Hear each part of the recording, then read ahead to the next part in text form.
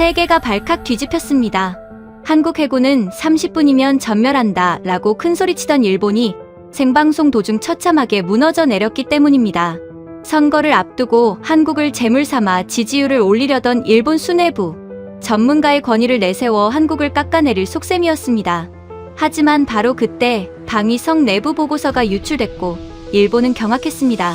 시뮬레이션 결과 단 5분 만에 일본 함대가 한국 해군에 전멸한 겁니다.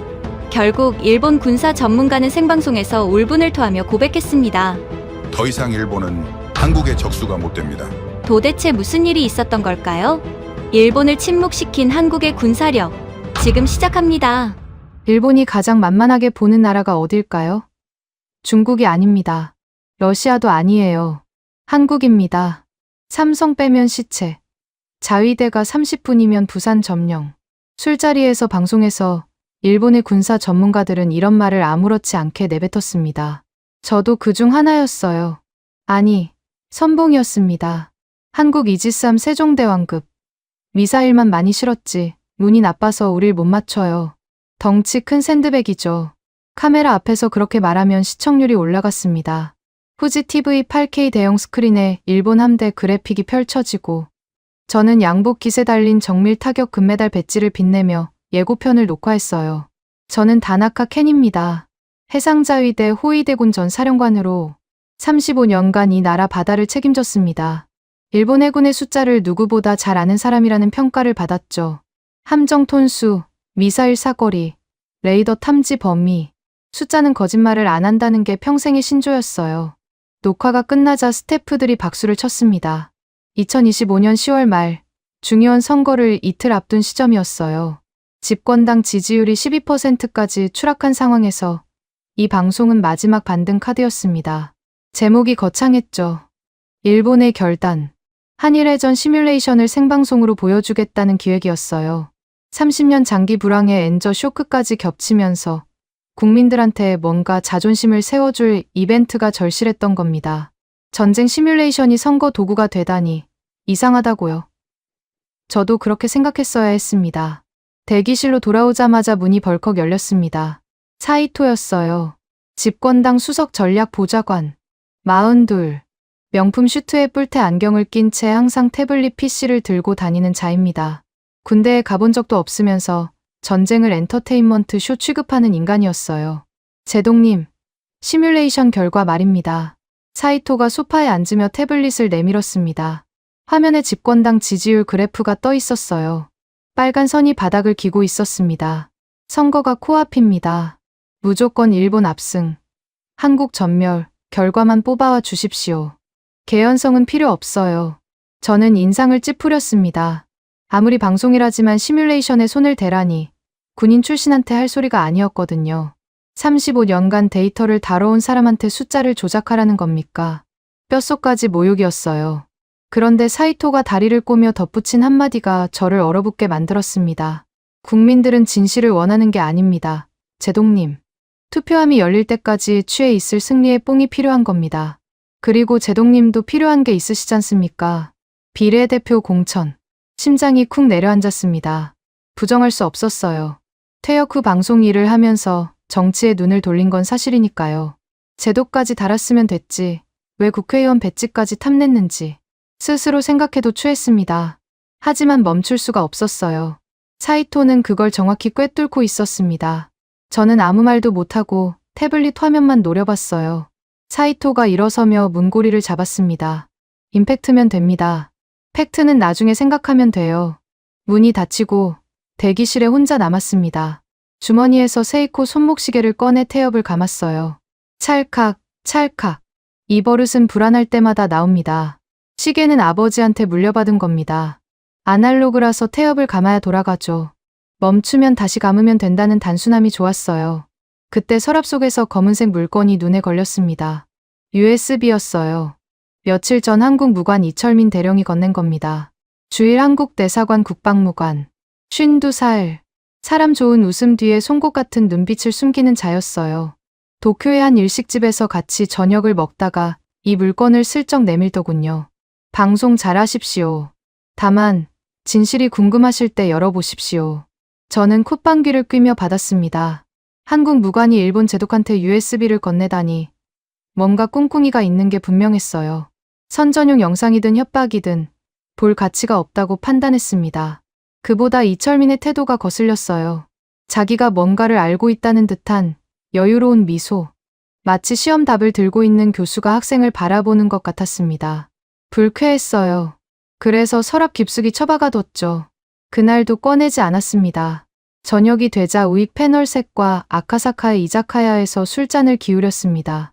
사케가 돌자 목소리가 높아졌어요. 한국 기초과학이요? 아직도 30년 전 일본 논문 베끼는 수준이에요. 소재도, 부품도, 장비도 우리가 없으면 삼성이고 뭐고 라인 못 돌립니다. 패널들이 고개를 끄덕이며 잔을 부딪혔습니다. 자부심이 아니라 습관이었어요. 35년간 반복해온 확신이 술 기운에 더 단단해지는 것 같았습니다. 훈장 배지를 손가락으로 쓸어봤어요. 35년 전 일본 해상자위대 사격 대회에서 최우수 성적을 거뒀을 때 받은 겁니다. 그때 한국 해군은 연습한 몇 척으로 연안이나 겨우 지키는 수준이었어요. 그때 한국 장교들이 우리 함정 견학을 왔었는데 이지스 시스템 보더니 입을 다물지 못하더라고요.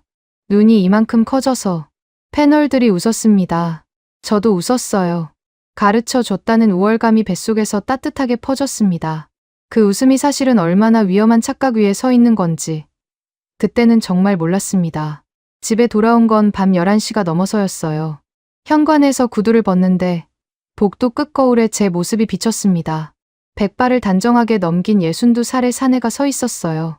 양복깃의 배지가 형광등 불빛에 희미하게 빛났습니다. 거울 속에 저를 똑바로 쳐다봤어요. 난 틀리지 않아. 데이터는 거짓말을 안 해. 일본은 아시아 최강이야. 소리 내어 말했습니다. 확인하듯이요. 벽에 걸린 세계 지도가 눈에 들어왔어요.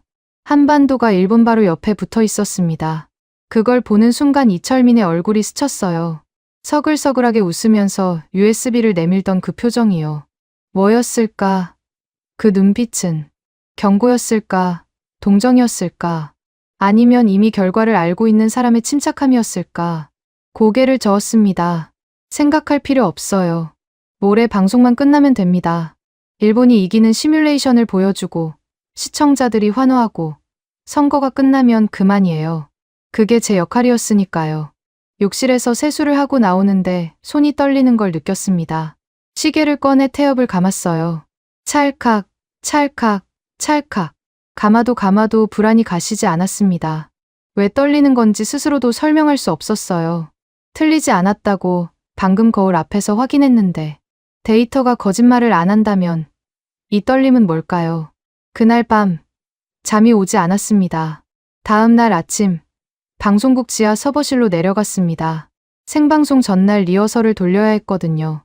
엘리베이터가 지하 3층에서 멈추자 차가운 공기가 얼굴을 때렸어요.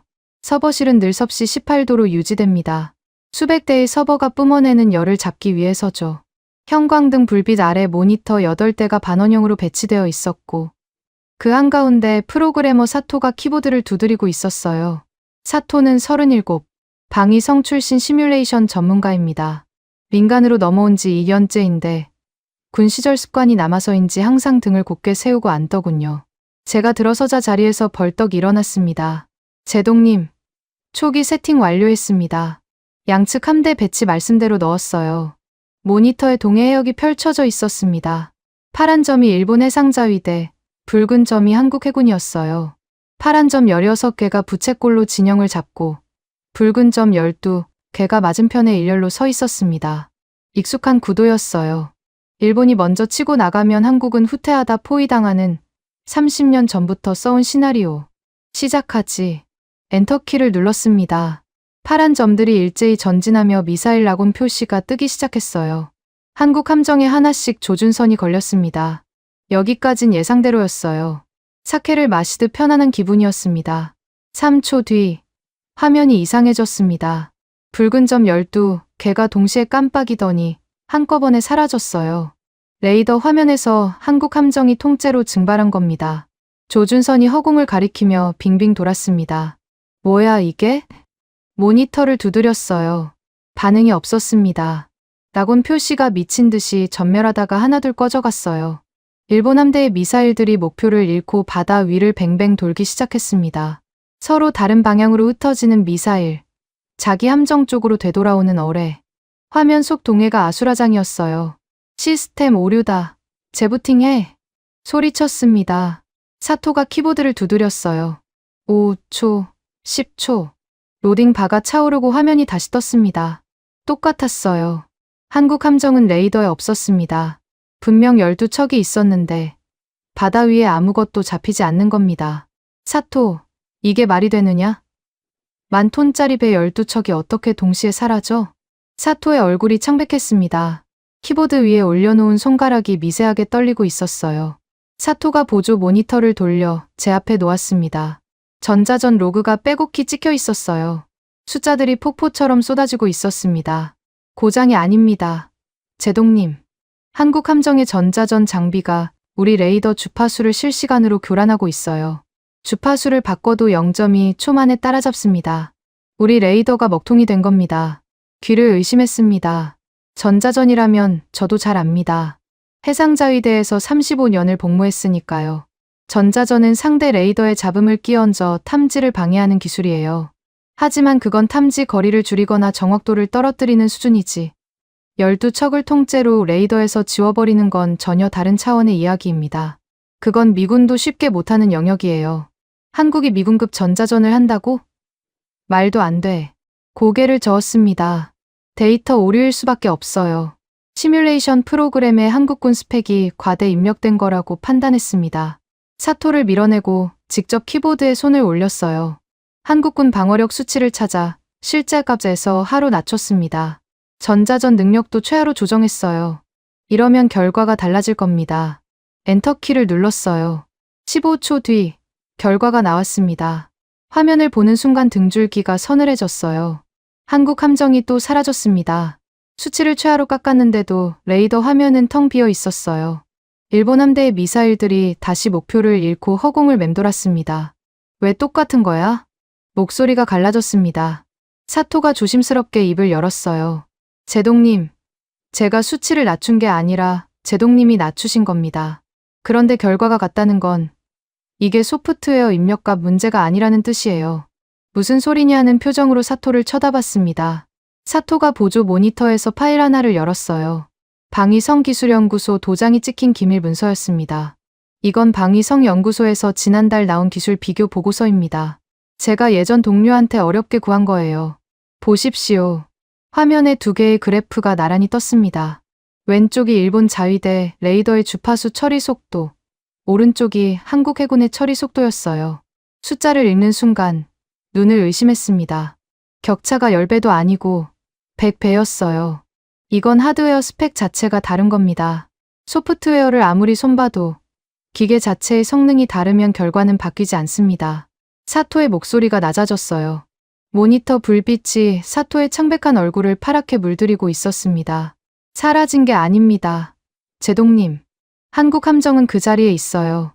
있는데 안 보이는 겁니다. 우리 눈이 멀어버린 거라고요. 서버실의 냉기가 갑자기 뼛속까지 파고드는 것 같았습니다. 모니터 8대의 일본 함대만 덩그러니 떠 있었어요. 적을 찾지 못해 우왕좌왕하는 파란 점 16개.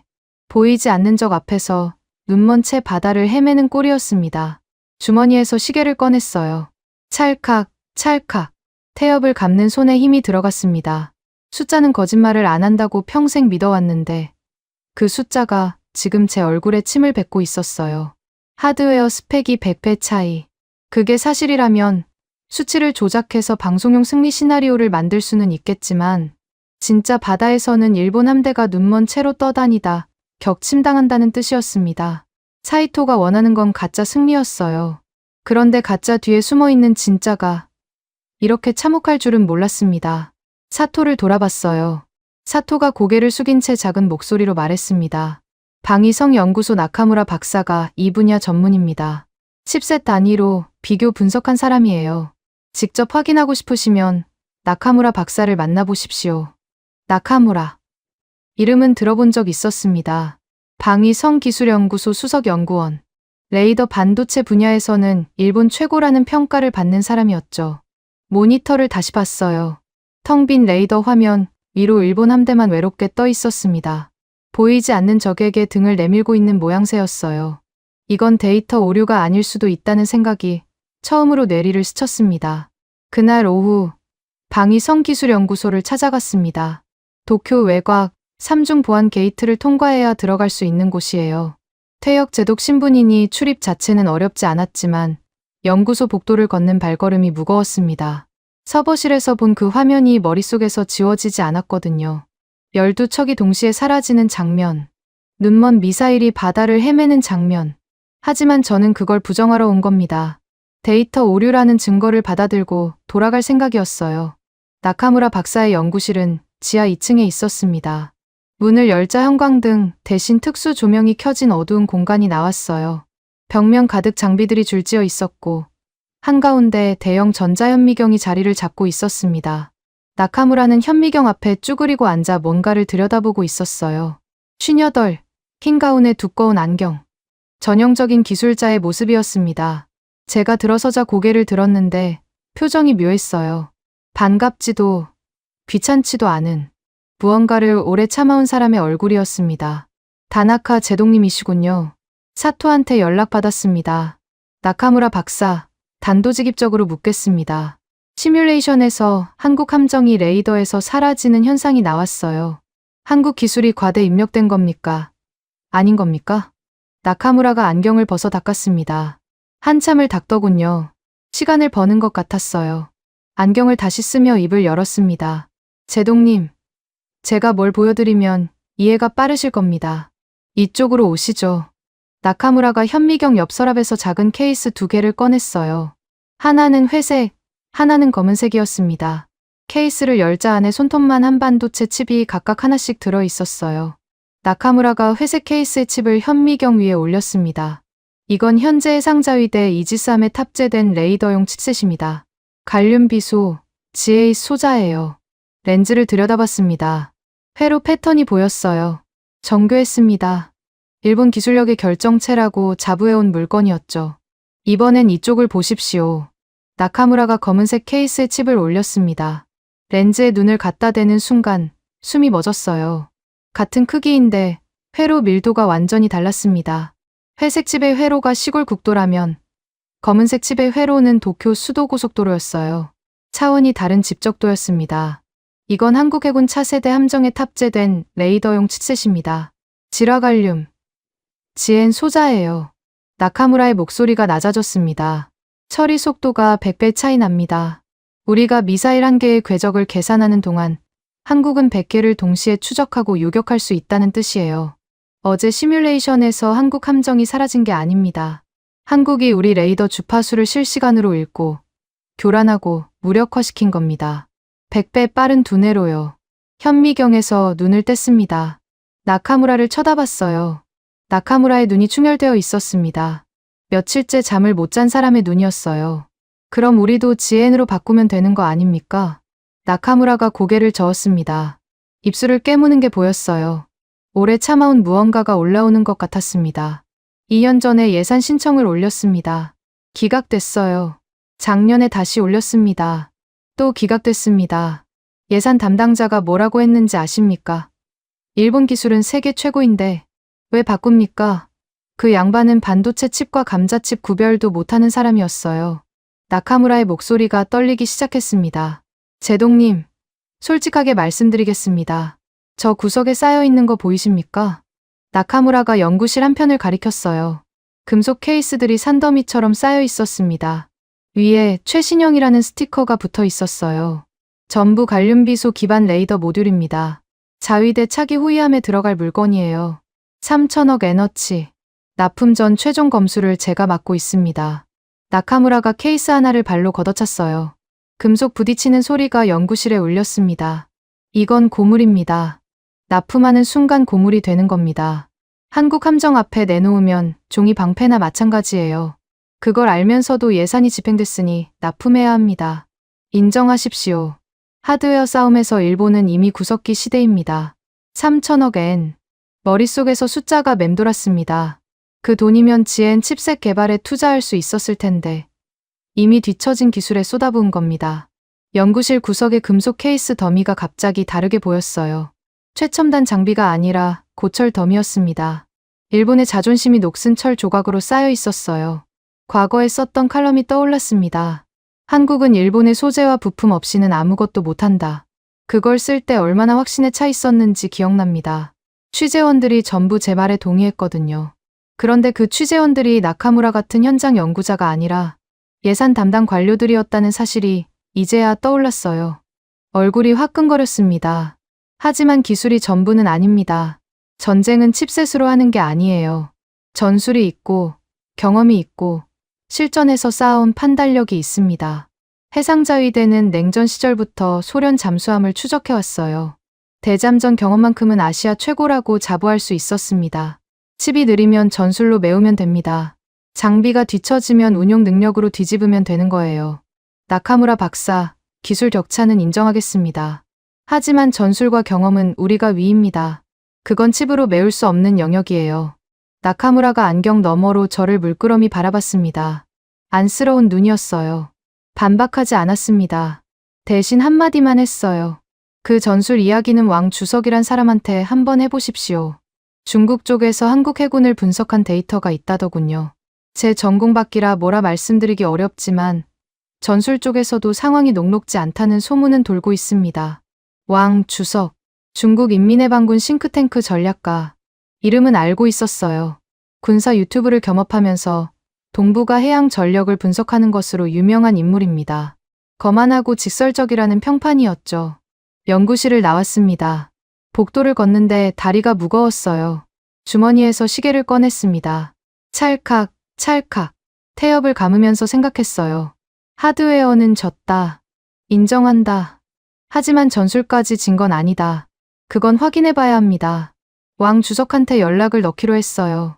전술에서 일본이 우위라는 확증만 얻으면 시뮬레이션 결과를 보정할 근거가 생깁니다. 아직 끝난 게 아니에요. 연구소 정문을 나서는데 뒤를 돌아봤습니다. 건물 외벽에 일본 방위 기술의 최전선이라는 현판이 걸려 있었어요. 아까까지는 자랑스러웠던 그 글씨가 지금은 농담처럼 보였습니다. 사무실로 돌아온 건 저녁 7시가 넘어서였습니다. 왕 주석과의 화상통화는 밤 9시로 잡혀 있었어요. 2시간. 그 사이에 머릿속을 정리해야 했습니다. 책상 위에 메모지를 펴고 지금까지 확인한 것과 확인하지 못한 것을 나눠 적었어요. 확인한 것. 하나. 한국 해군의 전자전 능력이 일본을 압도한다. 둘. 레이더 칩셋의 성능 격차가 100배다. 셋. 일본 방위성은 이 사실을 알면서도 구형 장비에 3천억 엔을 쏟아부었다. 확인하지 못한 것.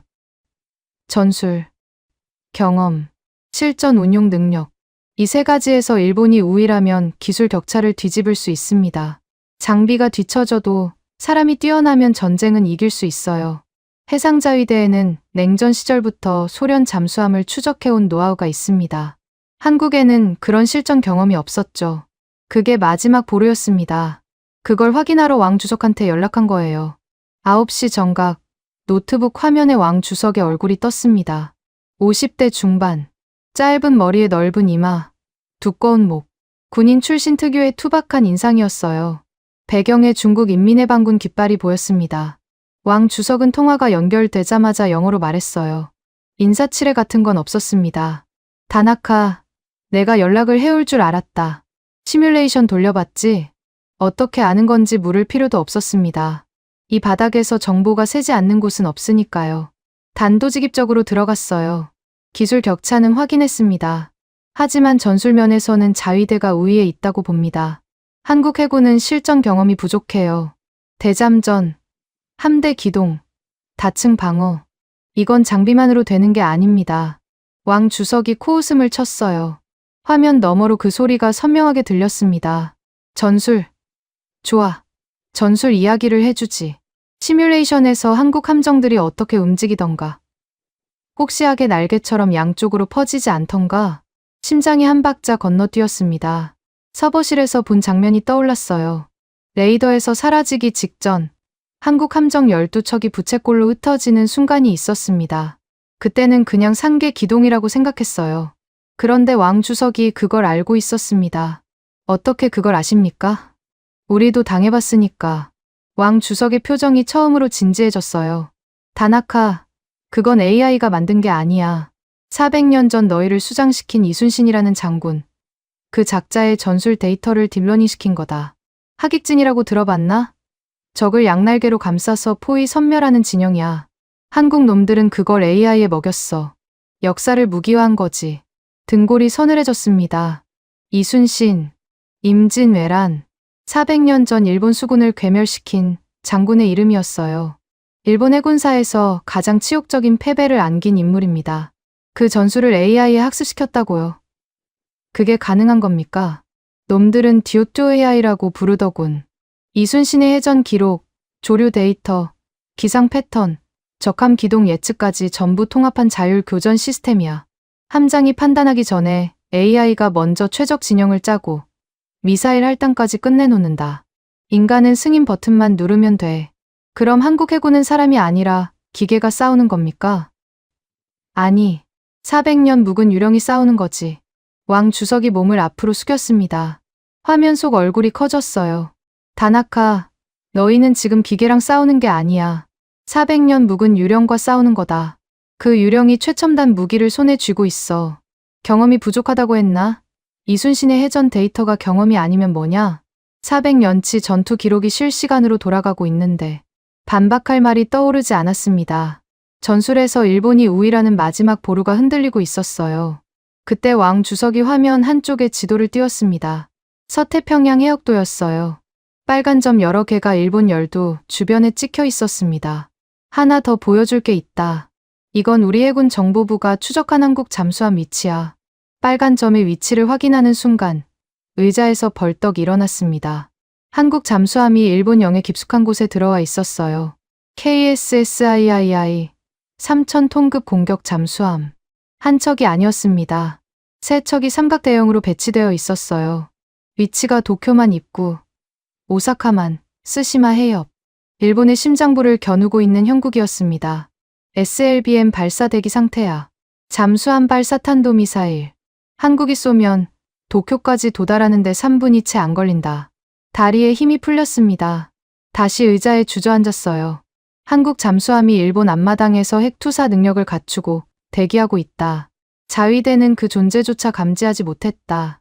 이건 기술 격차를 넘어선 문제였습니다. 전략적으로 이미 포위당한 거예요. 중국은 어떻습니까? 당신들은 한국을 상대할 수 있는 겁니까? 왕 주석이 입꼬리를 올렸어요. 씁쓸한 웃음이었습니다. 우리가 쏘면 막을 수 있지. 탄도 예측이 가능하니까. 하지만 한국 놈들이 쏘면 우리도 모른다. 듀오토 AI가 발사 궤적을 실시간으로 변경하거든. 예측 불가야. 그게 지금 동북아의 밸런스다. 중국도 한국을 상대하기 어렵다. 세계 2위의 군사 대국이 그렇게 인정하고 있었습니다. 가슴이 조여왔어요. 숨이 가빠졌습니다. 다나카, 충고 하나 하지. 한국을 건드리지 마라. 너희가 30분이면 부산을 점령한다고? 웃기는 소리 하지 마. 5분이면 너희 함대가 바닷속으로 가라앉는다. 통화가 끊겼습니다. 화면이 검게 변했어요. 노트북 화면에 제 얼굴이 비쳤습니다. 핏기가 사라진 얼굴이었어요. 넥타이가 목을 졸라매는 것 같아 잡아 풀었습니다. 단추 2개를 뜯듯이 열었어요. 숨을 몰아쉬었습니다. 메모지를 다시 봤어요. 확인하지 못한 것 전술, 경험, 실전 운용 능력이라고 적혀 있었습니다. 펜을 들어 한 줄을 그었어요. 전부 확인됐습니다. 전술도 졌어요. 기술도, 전술도, 전략적 배치도. 일본이 한국을 이길 수 있는 영역이 하나도 남지 않았습니다. 그때 사무실 문을 두드리는 소리가 났어요. 급하고 거칠었습니다. 제동님, 방송 시작 1시간 전입니다. 승리 데이터 가져오셨습니까? 사이토의 목소리였습니다. 승리 데이터, 존재하지 않는 것을 가져오라는 소리였어요. 3천만 일본 국민이 기다리고 있는 건 한국 해군이 전멸하는 화면이었습니다. 그런데 진실은 정반대였어요. 전멸하는 건 일본이었습니다. 문 너머로 사이토가 다시 소리쳤어요. 열어주십시오. 제동님, 시간이 없습니다. 손이 떨렸습니다. 시계를 꺼내 태엽을 감았어요. 찰칵, 찰칵. 하지만 이번에는 태엽이 더 이상 감기지 않았습니다. 한 개까지 감겨 있었어요. 더 이상 돌릴 수 없다는 뜻이었죠. 시계를 내려다봤습니다. 초침이 똑딱똑딱 움직이고 있었어요. 멈출 수 없는 시간처럼 방송도 멈출 수 없었습니다. 서랍을 열었어요. 검은색 USB가 눈에 들어왔습니다. 이철민이 건넨 그것이었어요. 진실이 궁금하실 때 열어보십시오. 며칠째 무시했던 그 물건을 처음으로 손에 쥐었습니다. 사무실 문을 열지 않았습니다. 사이토의 고함이 복도에 울려 퍼졌지만 저는 검은색 USB를 주머니에 넣고 비상계단으로 내려갔어요. 지하 3층, 서버실. 다시 그곳으로 향했습니다. 1시간 뒤면 생방송이 시작됩니다. 그 전에 확인해야 할 것이 있었어요. 서버실 문을 열자 사토가 모니터 앞에 앉아 있었습니다. 제가 다시 내려올 줄 알았다는 듯 놀라지 않더군요. 화면에는 어제와 같은 동해 해역도가 펼쳐져 있었어요. 파란 점 16개와 붉은 점 12개. 똑같은 배치였습니다. 사토, 한국군 기술력 수치를 바꿔라. 어떻게 바꿀까요? 실제 값으로. 사토가 저를 올려다봤습니다. 제가 무슨 말을 하는 건지 정확히 알고 있는 눈이었어요. 어제는 한국군 수치를 깎아내렸습니다. 그래도 결과는 같았죠. 이번에는 반대입니다. 나카무라 박사가 알려준 지엔 칩셋 성능, 왕 주석이 보여준 잠수함 배치, 듀오토 AI의 자율 교전 능력, 전부 실제 값으로 넣는 겁니다. 일본에 유리하게 조작한 수치를 모조리 벗겨내고 현실 그대로를 집어넣는 거예요. 사토가 키보드를 두드렸습니다. 한국 해군 전자전 능력, 실제값, 레이더 칩셋 성능, 실제값, 초음속 미사일 속도, 마하 10, 실제값, 잠수함 SLBM 투사 능력, 실제값, AI 자율 교전 시스템, 실제값. 입력할 때마다 화면 한쪽의 전력 비교 그래프가 기울어졌어요. 일본 쪽 막대가 쪼그라들고 한국 쪽 막대가 화면을 뚫을 듯이 치솟았습니다. 입력 완료했습니다. 사토가 돌아봤어요. 엔터키 위에 커서가 깜빡이고 있었습니다. 제가 눌러야 했어요. 떨리는 손을 뻗었습니다. 손가락이 키보드에 닿기 직전 멈칫했어요.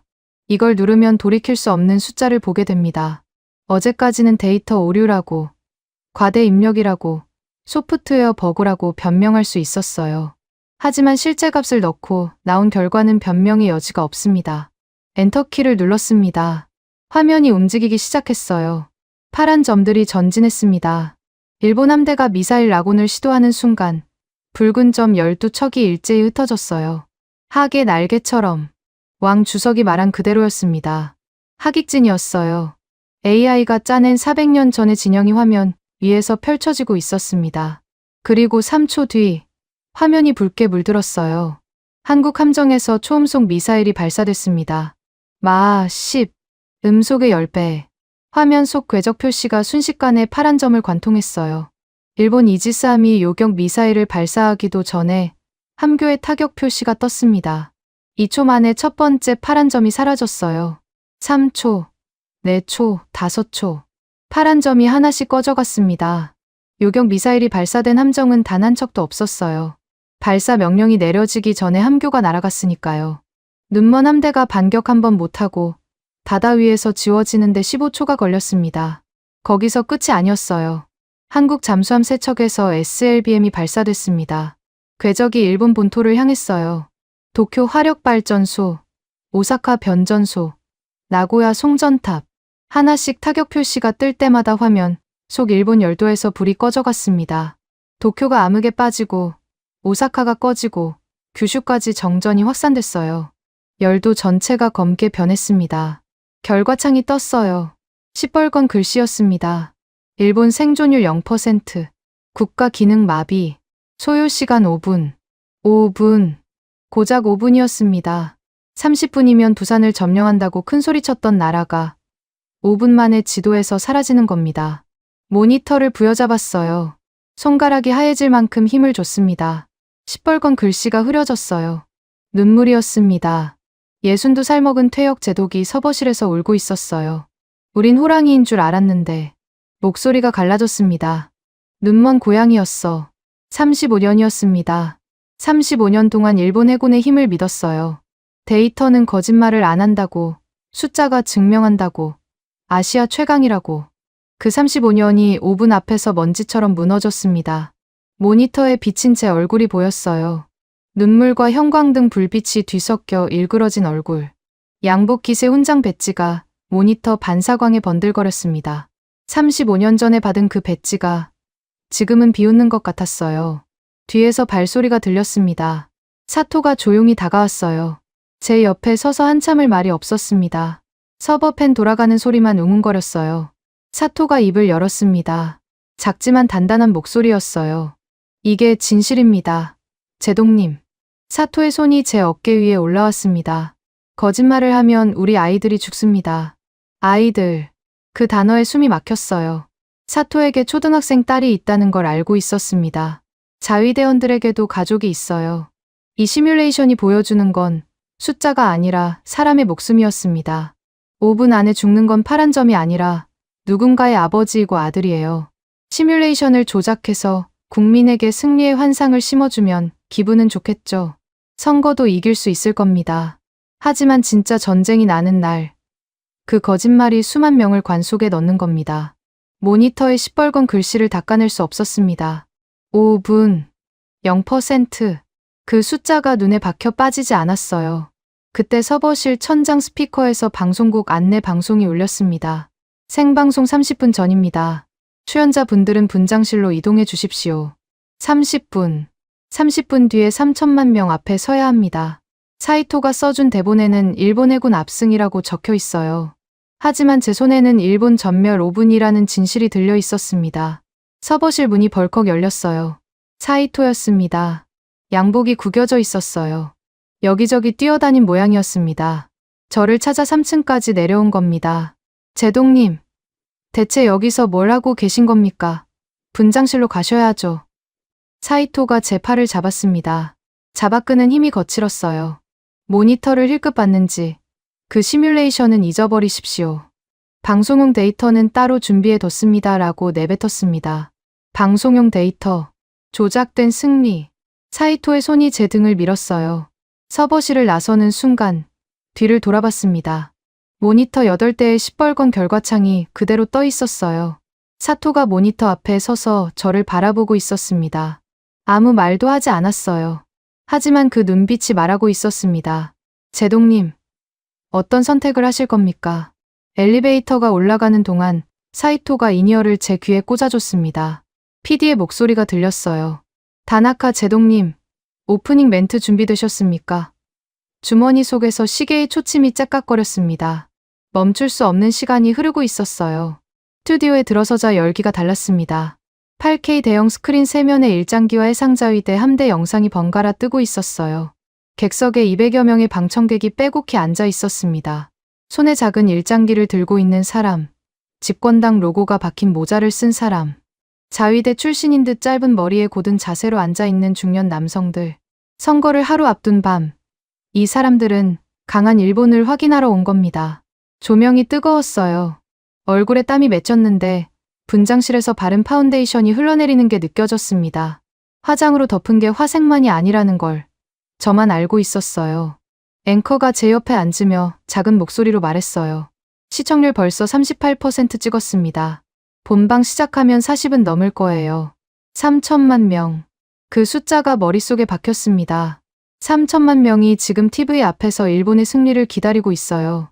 아버지가, 어머니가, 아이들이 저녁 식탁 앞에 앉아 이 화면을 보고 있을 겁니다. 제가 한국 해군 전멸이라고 말하면 환호할 사람들이었어요. 그런데 저는 5분 전까지 서버실에서 울고 있었습니다. 일본 생존율 0%라는 시뻘건 글씨를 보면서 인이어에서 사이토의 목소리가 들렸습니다. 제동님, 대본대로 가십시오. 오프닝 멘트 읽고, 시뮬레이션 승리 영상 틀고, 마무리 멘트. 15분이면 끝나요.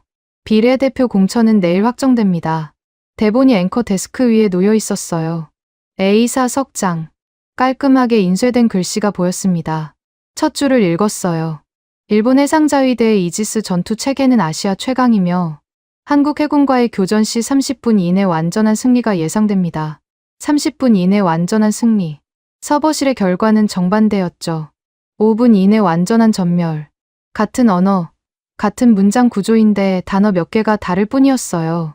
그 몇 개의 단어 사이에 수만 명의 목숨이 걸려 있었습니다. 카운트다운이 시작됐습니다. 5, 4, 3, 2, 1. 빨간 온에어 불이 들어왔어요. 팡파르가 터지고 스크린에 일본의 결단, 한일회전 시뮬레이션 대공개 라는 타이틀이 뜨면서 객석에서 함성이 터졌습니다. 일장기가 흔들렸어요. 앵커가 활기찬 목소리로 입을 열었습니다. 전 국민이 기다려온 순간입니다.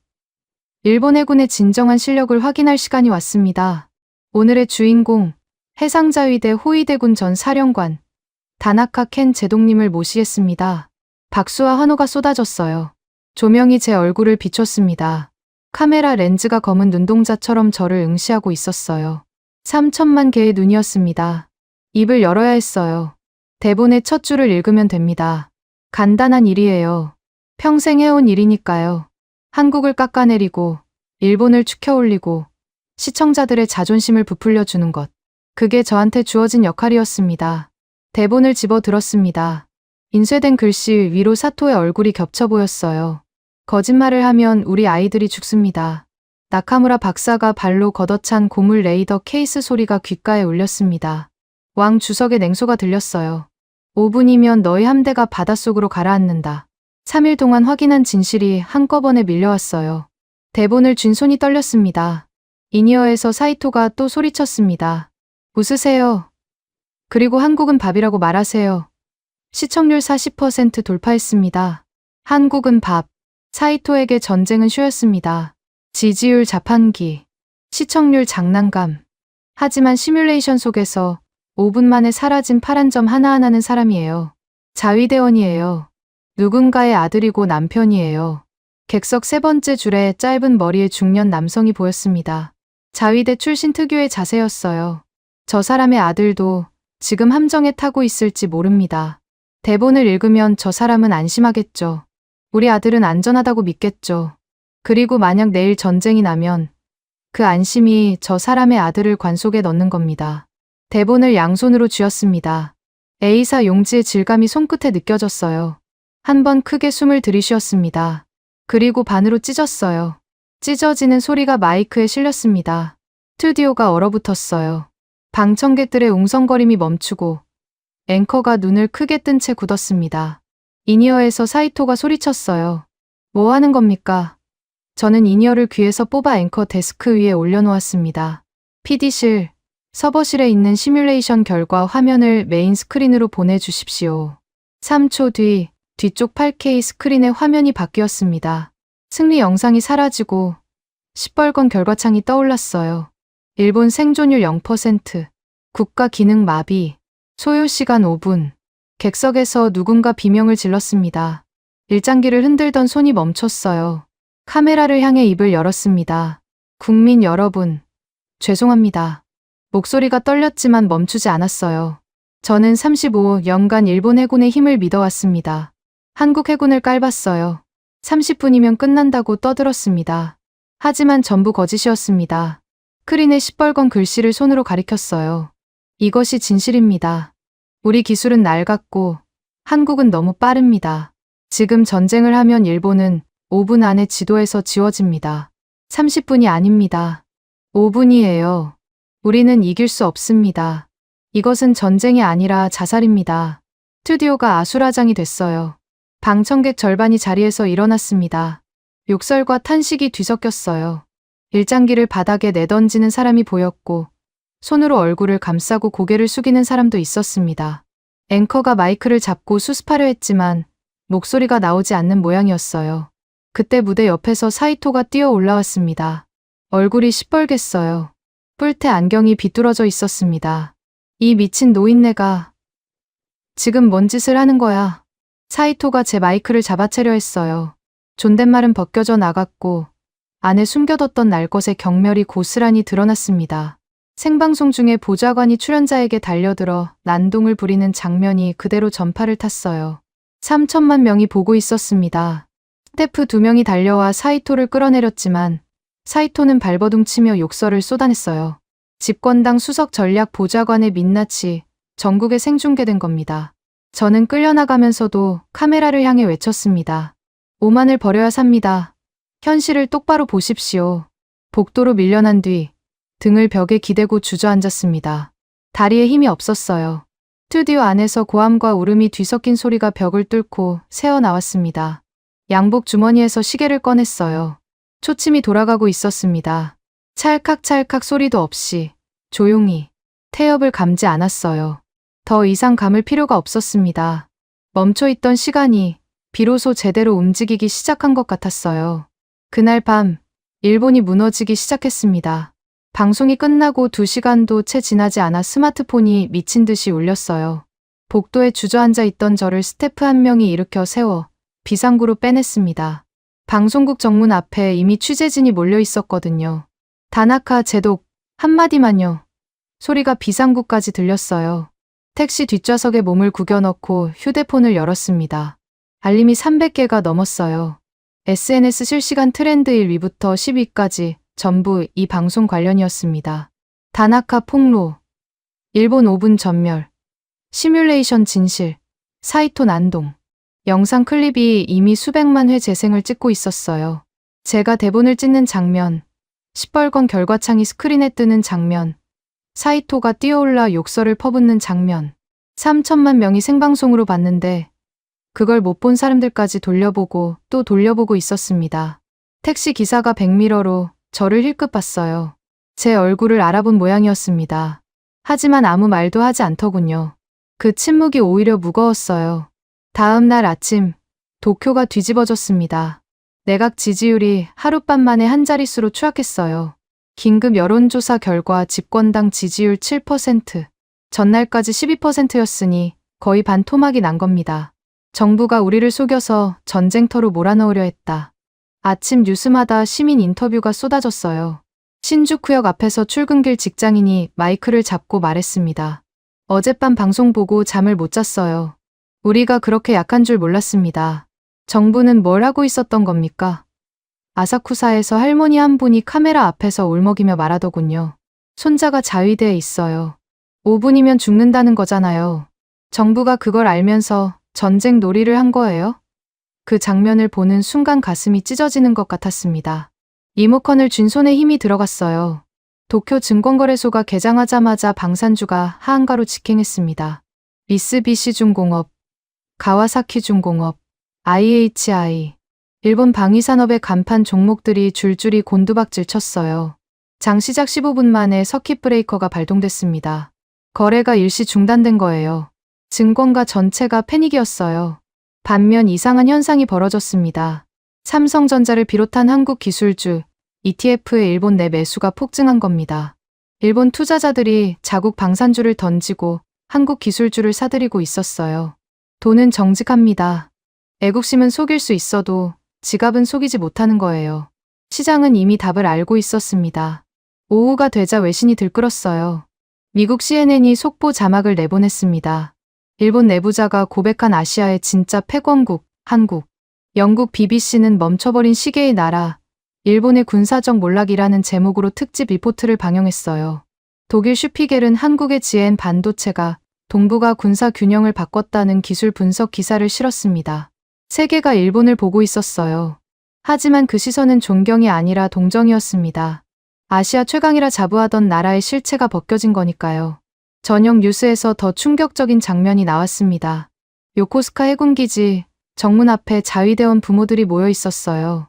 수백 명이었습니다. 현수막에 우리 아들들을 개죽음시키지 말라고 적혀 있었어요. 어머니들이 울면서 사진을 들고 있었습니다. 자위대 제복을 입은 아들의 사진이었어요. 아직 20대로 보이는 젊은 얼굴들이었습니다. 한 어머니가 카메라 앞에서 외쳤어요. 5분이면 죽는다면서요? 그럼 우리 아이를 왜 거기 보냈습니까? 누가 책임집니까? 저 어머니의 아들이 타고 있는 함정이 시뮬레이션에서 5분 만에 사라진 파란 점 중 하나일 수도 있다는 생각이 들었습니다. 눈을 감았어요. 뜨거운 게 볼을 타고 흘렀습니다. 선거는 참패였습니다. 집권당이 단독 과반을 잃었어요. 30년 만에 최악의 성적이었습니다. 방송 이틀 만에 나라가 뒤집어진 겁니다. 내각은 총사퇴를 발표했어요. 총리가 기자회견장에서 고개를 숙이며 국민께 깊이 사죄드린다고 말했지만 구체적으로 뭘 사죄하는 건지는 끝까지 밝히지 않더군요. 사이토는 끝났습니다. 선거 참패의 책임을 뒤집어 쓴 것도 모자라 생방송 난동 영상이 증거가 되어 허위사실 유포 혐의로 검찰에 소환됐어요. 뉴스에서 사이토가 검찰청 계단을 올라가는 모습이 나왔습니다. 명품 슈트는 구겨져 있었고 뿔테 안경 너머의 눈은 초점을 잃고 있었어요. 태블릿 PC를 들고 다니며 지지율 그래프만 체크하던 그 손이 축 늘어져 있었습니다. 임팩트면 됩니다라고 자신만만하게 내뱉던 입이 꾹 다물려 있었어요. 임팩트는 확실히 있었죠. 본인이 감당할 수 없는 방향으로. 그런데 제 관심을 끈 건 따로 있었습니다. 한국 무관 이철민 대령이었어요. 일본 기자들이 한국 대사관 앞에 진을 치고 이철민을 기다렸습니다. 카메라 수십 대가 돌아가는 앞에서 이철민이 대사관 정문을 나왔어요. 서글서글한 미소는 여전했습니다. 기자들이 마이크를 들이밀며 소리쳤어요. 한국 해군의 실력이 사실입니까? 일본과 전쟁할 의사가 있습니까? 다나카 제독의 폭로를 어떻게 보십니까? 이철민이 멈춰 섰습니다. 카메라를 한번 둘러봤어요. 그리고 짧게 한마디만 했습니다. 우리는 평화를 원합니다. 하지만 능력은 충분합니다. 그 한마디만 남기고 차에 올라탔어요. 기자들이 뒤따라 뛰었지만 검은색 세단은 이미 빠져나간 뒤였습니다. 15글자. 고작 15글자였어요. 하지만 그 15글자가 일본 열도를 조용히 짓눌렀습니다. 위협도 아니고 조롱도 아니었어요. 사실을 말한 것뿐이었습니다. 그게 가장 무서웠어요. 사이토처럼 고함을 지르거나 난동을 부리지 않아도 진실은 그렇게 차분하게 상대를 무너뜨리는 것이었습니다. TV를 껐습니다. 화면이 검게 변하고 거기에 제 얼굴이 비쳤어요. 이틀 사이에 10년은 늙은 것 같은 얼굴이었습니다. 방송계에서 퇴출될 거라는 건 알고 있었어요. 비례대표 공천 같은 건 이미 물 건너갔죠. 어쩌면 이 나라에서 가장 미움받는 사람이 될지도 모릅니다. 하지만 후회는 없었어요. 요코스카 기지 앞에서 아들의 사진을 들고 울던 어머니의 얼굴이 떠올랐습니다. 저 어머니의 아들은 살아있어요. 시뮬레이션 속 파란 점이 아니라 심장이 뛰는 살아있는 사람으로. 그걸 지킨 것만으로 충분했습니다. 2026년 2월 3일 아침이었습니다. 눈을 뜨자 천장에 나무결이 보였어요. 낡은 목조 주택 특유의 삐걱거리는 소리가 바람결에 섞여 들렸습니다. 도쿄 외곽, 바다가 보이는 작은 집. 3개월 전 모든 것을 잃고 낙향한 곳이에요. 방송계에서 퇴출당하고 정치권에서 내쳐지고 옛 동료들은 연락을 끊었습니다. 60도 살면서 이렇게 조용한 아침은 처음이었어요. 이불을 걷고 서재로 들어갔습니다. 작은 방이에요. 책상 하나, 의자 하나, 창문 하나. 그게 전부였습니다. 창밖으로 잿빛 바다가 펼쳐져 있었어요. 동해 방향이었습니다. 저 바다 건너편에 한국이 있었죠. 3개월 전까지 제가 30분이면 끝난다고 비웃던 나라가요. 책상 위에 놓인 것들을 바라봤습니다. 손때 묻은 한국어 교재가 펼쳐져 있었어요. 어젯밤에 보다가 잠든 모양이었습니다. 안녕하세요부터 시작하는 입문서였어요. 62살의 새 언어를 배우는 게 쉬운 일은 아닙니다. 발음이 혀에 감기지 않아서 하루에 10번씩 같은 문장을 소리 내어 읽었어요. 더디지만 멈추지는 않았습니다. 알아야 인정할 수 있고 인정해야 앞으로 나갈 수 있으니까요. 교재 옆에 너덜너덜해진 보고서가 놓여 있었어요. 한국 해군 전력 분석. 이 보고서를 제가 직접 썼습니다. 방송 사건 이후 아무도 시키지 않았는데 혼자 정리한 거예요. GN 칩셋의 성능 격차, DOTOAI의 자율 교전 능력, KSSIII 잠수함의 전략적 배치. 3개월 동안 매일 밤 자료를 뒤지고 수정하고 보완했습니다. 나카무라 박사가 보내준 기술 데이터, 왕 주석이 알려준 전술 분석, 그리고 제가 서버실에서 직접 확인한 시뮬레이션 결과까지 전부 담았어요. 이 보고서를 읽으면 누구라도 인정할 수밖에 없습니다. 한국 해군이 얼마나 무서운 존재인지. 달력에 눈이 갔어요. 2월 3일에 빨간 동그라미가 쳐져 있었습니다. 특별한 날은 아니에요. 3개월 전 방송이 나간 날로부터 정확히 94일째 되는 날이었습니다. 94일. 그 사이에 내각이 바뀌고 사이토가 구속되고 일본 사회가 뿌리째 흔들렸어요. 저는 그 한가운데서 밀려나 이 작은 서재에 앉아 있습니다. 복도에서 작은 발소리가 들렸어요. 타닥타닥. 서재 문이 삐걱 열리더니 작은 얼굴이 고개를 내밀었습니다. 손녀 유키였어요. 7살. 딸이 주말마다 데려다 놓고 가는 아이입니다. 유키가 슬리퍼를 끌며 제 옆으로 왔어요. 책상 위에 한국어 교재를 가리키며 물었습니다. 할아버지, 이거 뭐야? 한국말 공부하는 책이란다. 한국, TV에서 나오는 그 나라? 유키가 고개를 갸웃거렸어요. 7살 아이의 눈에는 이 모든 게 그저 낯선 글자가 적힌 책일 뿐이었겠죠. 유키가 책상 위에 보고서도 만지작거리다가 저를 올려다봤습니다. 할아버지, 한국은 무서운 나라야? 가슴이 뜨끔했어요. 아이가 어디서 들었는지 모르겠습니다. TV에서 봤을 수도 있고, 어른들 대화를 엿들었을 수도 있어요. 무서운 나라. 3개월 전에 저라면 콧방귀를 뀌었을 겁니다. 무섭긴, 일본이 최고지라고 말했겠죠. 하지만 지금은 달랐어요. 고개를 저었습니다. 아니, 무서운 게 아니라 배울 게 있는 나라란다. 유키가 눈을 깜빡였어요. 그걸 인정하지 못하면 진짜 무서운 일이 벌어지지. 유키가 알아들었는지는 모르겠습니다. 고개를 끄덕이더니 할아버지, 배고파하며 부엌으로 뛰어갔어요. 7살에게는 아침밥이 지정학보다 중요한 거겠죠. 유키의 발소리가 복도에서 멀어지는 걸 들으며 창밖을 봤습니다. 잿빛 바다 위로 아침 햇살이 길게 내려앉고 있었어요. 동해 수평선이 희미하게 빛났습니다. 저 너머에 한국이 있어요. 이순신의 전술을 AI에 먹인 나라. GN 칩셋으로 레이더의 눈을 100배 밝힌 나라. 5분 만에 일본 함대를 지울 수 있는 나라. 그리고 그 모든 능력을 갖추고도 평화를 원합니다라고 말하는 나라. 깊은 한숨이 나왔어요. 한숨 끝에 쓴웃음이 섞였습니다.